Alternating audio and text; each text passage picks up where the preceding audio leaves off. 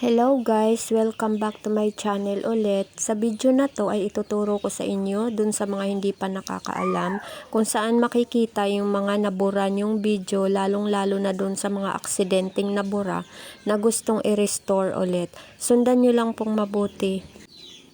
Pindutin lang po natin yung Facebook app. Pagkatapos ay pindutin natin yung profile sa bandang kanan sa taas.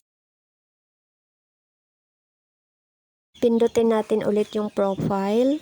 Pagkatapos ay pindutin yung tatlong dot sa gilid.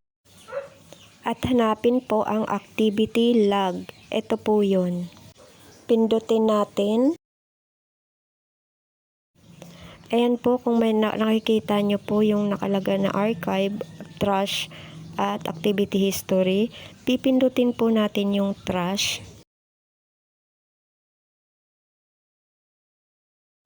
So, ayan po lahat ng mga nabura ko na video. Diyan nyo din po makikita yung mga lahat ng video na nabura ninyo.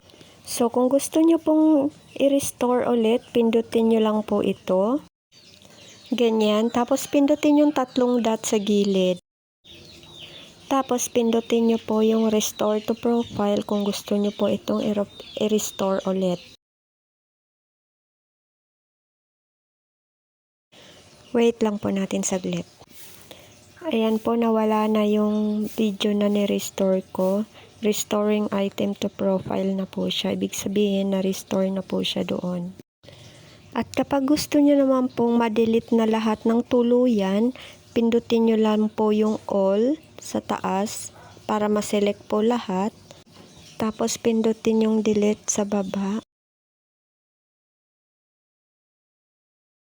Tapos dyan, kailangan nyong ilagay yung inyong Facebook password para tuluyan siyang ma-delete, para patunay na sa inyo yung Facebook account na to. Tapos pindutin lang ang submit.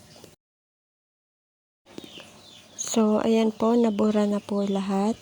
Sana po may natutunan kayo sa tutorial ko na ito. Maraming salamat po.